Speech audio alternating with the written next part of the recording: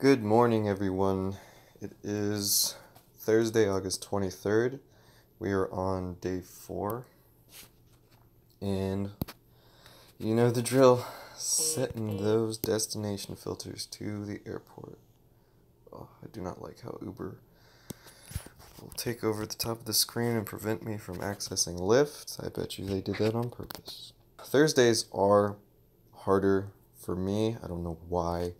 I've only had a handful of good Thursdays, good meaning I've been able to make 150 in about 8 hours or less. But yesterday, I pretty much crushed it, although it wasn't the most ideal schedule for me.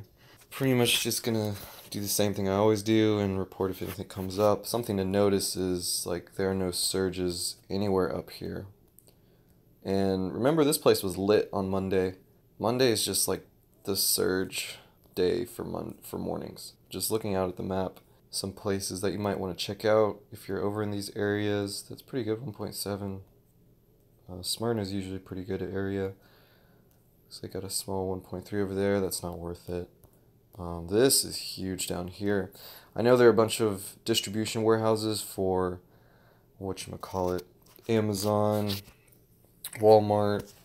I think the Chick-fil-A corporate office is actually down here too, or one of them. There's like a huge one down here. But obviously people are going to work right now, not necessarily leaving it. Although at the warehouse they might be, since they work odd hours. And Amazon probably has 24-hour shifts because they're local. Okay. But we'll see what happens for the first ride and move on from there.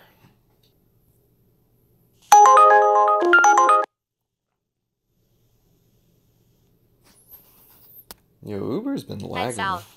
That's not like too bad, but it's weird. Anyway, this ride is definitely within a good distance.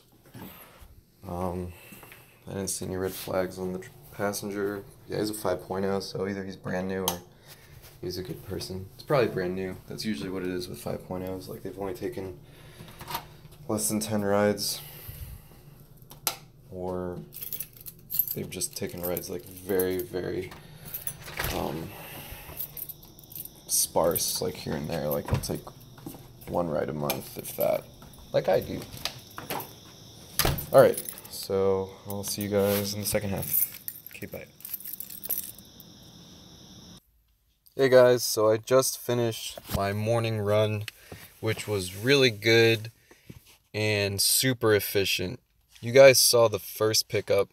Monday, Tuesday, and Wednesday, the first pickup went straight to the airport. Today, I went to the MARTA station, which is also a very common place I go to when I set that destination filter.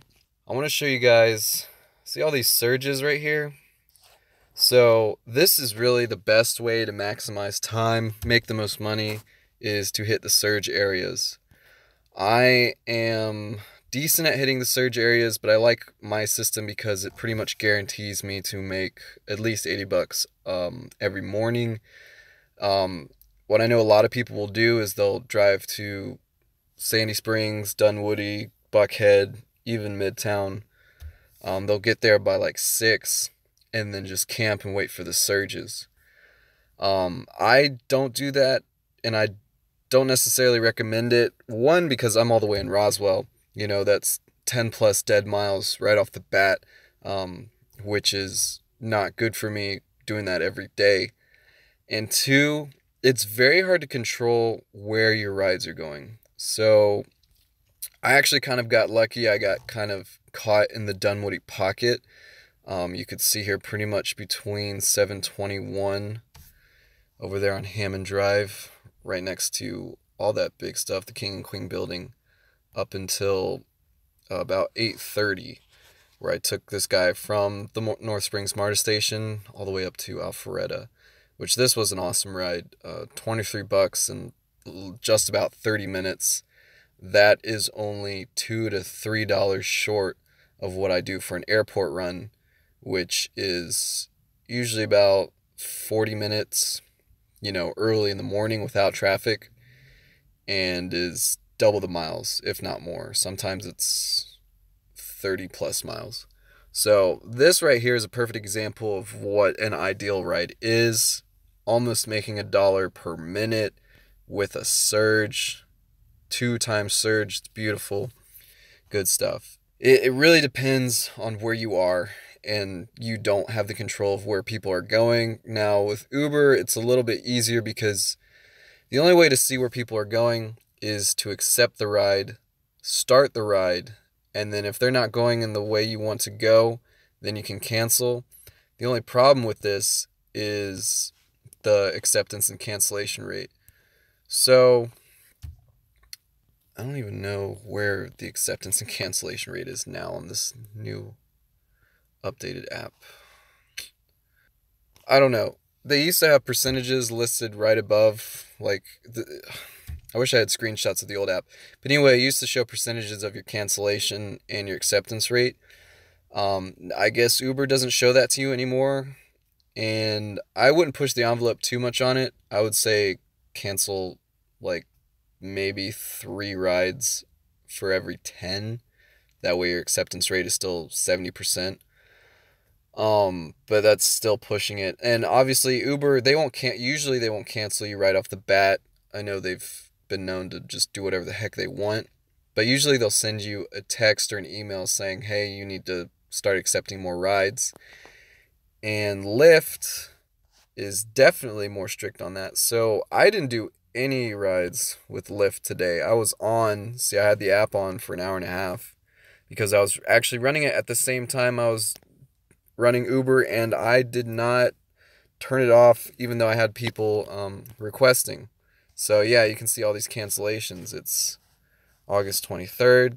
It's 1, 2, 3, 4, 5. I had 5 pings, and I just waited for them to cancel because I think it's a load of crap for Lyft and Uber to confine us to picking people up, especially when they are super far away with traffic.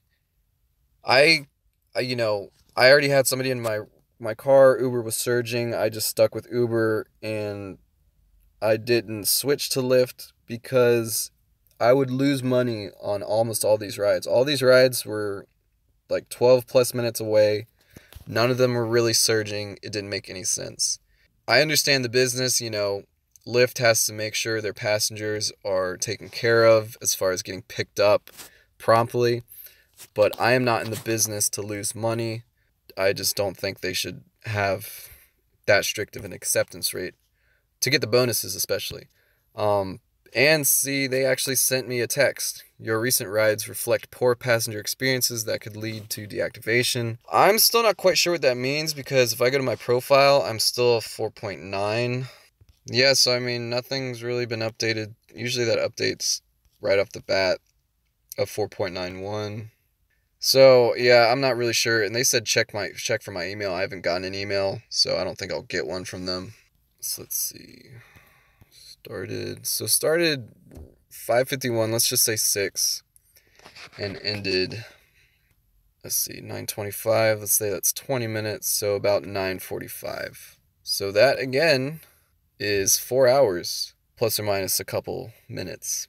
$84 in 4 hours, yeah, right there it says 4 hours and 7 minutes time online. Not bad at all, and I'm home right now. I was home and all done with all this stuff within a 4.5 hour time window.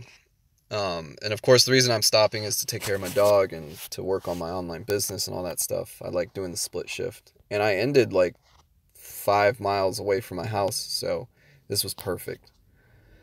But yeah, that concludes the morning shift for me. Hitting those surges is definitely nice, but today was definitely super efficient going to my mileage. So I started out at 152,000 down here at the bottom, 336. Now I'm at 152,414.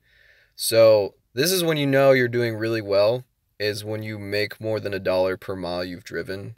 78 miles, and we did $84. That is superb. That is what you should shoot for every day. I don't want to say it's hard to do, especially on the weekends when it's surging, but this is a little bit more difficult. if you're OTP like me. If you're ITP, it's a lot easier because, I mean, the surges are probably gone by now. It's like almost always surging in the Dunwoody area, starting as early as 6:30, usually around 7:30 or 8. It's like on fire right there. Buckhead, same thing. Atlantic Station sometimes, but mostly Midtown, as far as like inner city, and downtown a little bit by the hotels. But anyway, okay. So that's all I wanted to cover for the morning shift. I'm going to try and shoot for 150 today. I'll probably get back out at 4, but I'm already ahead of schedule. We're at a total of, let's see, 321.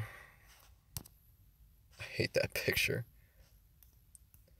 321 plus 177. Yeah, 498. And honestly, 500 is the goal going into the weekend, because we do 150 on Monday, 100 and 100 on Tuesday and Wednesday, and then 150 on Thursday. So I really like to go into the weekend with $500, and I'm almost there. But I like to keep the momentum. You never know what happens. Heaven forbid something comes up like a flat tire.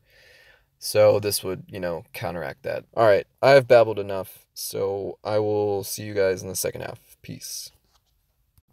Hey guys, I'm back for the afternoon shift. Oh, not to sound like a downer, but have you ever had those days where you're just not feeling it?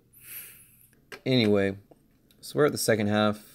Gonna shoot for about $66 to make 150, and hopefully we'll be done before 8. No surges near me, but of course Dunwoody's lit. And interesting side of downtown, fine city, Bankhead, basically right across from where the dome is surging. Decatur's surging. If things work out, I will get a ride down at least to Dunwoody and then hit a surge ride right after. And the reason I'm not setting a destination filter right now is because I want to save them for coming home. So now we wait.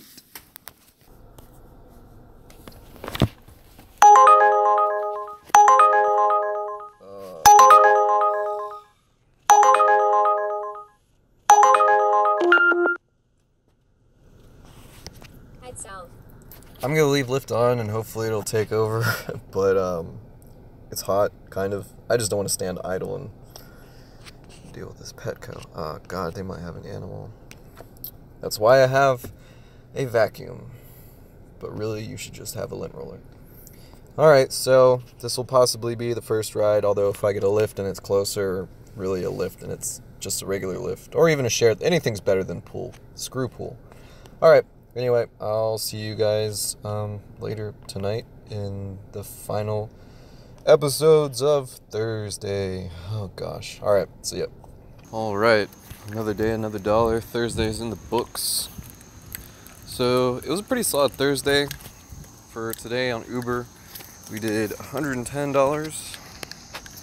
And with Lyft today, we did $32, almost $33. It's about 143. I know what you're probably saying. You're like, Will, you're so close to 150. Why'd you stop? Why didn't you get that extra $7?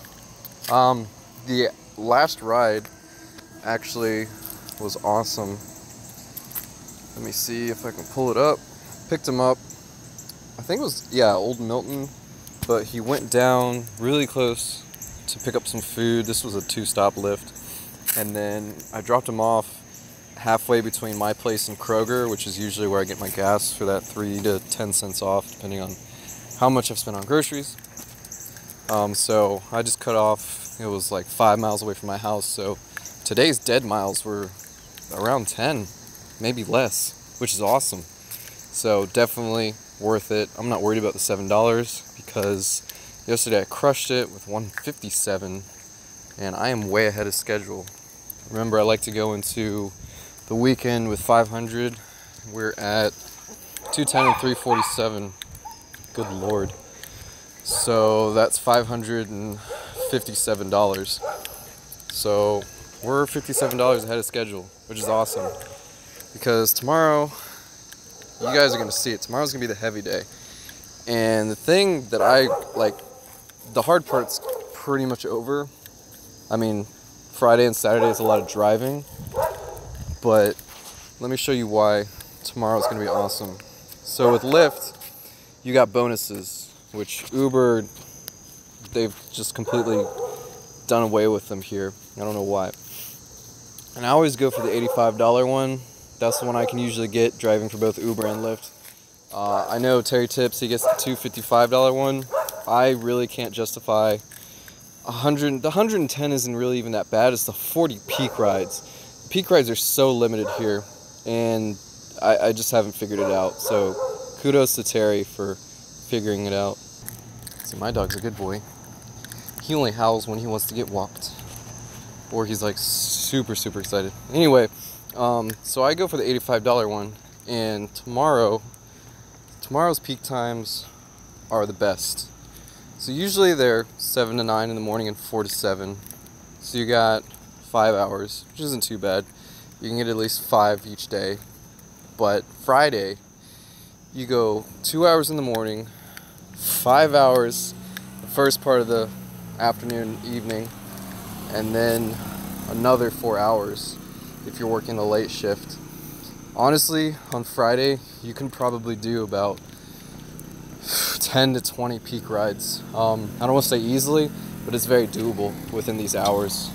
I'm curious to see what people are usually getting on those days, but for me, I only need 10 more peak rides. I'll definitely do that tomorrow. And plus, I still got Saturday. So that's an easy goal. And then only 25 more rides. I'm pretty much there. So we're looking good so far. Let's go ahead and pull up the total mileage. We didn't do that many miles today. So we started at 152,336 and ended at 152,490. So that's 154 miles total, which is a lot less than Monday, and a lot less than Wednesday, which were our two 150 days. And the reason is because all of those surges in the morning, that's just really what it comes down to, is making the most bang for your buck, hitting as many surges as you can. Which, I mean, I pretty much do all my surges during the weekends, or if there's like an event. But Dunwoody today was very good to me. So go ahead and calculate the expenses real quick. So I think this has been the cheapest day too. It's only cost $26 to operate today. So we took home about $116.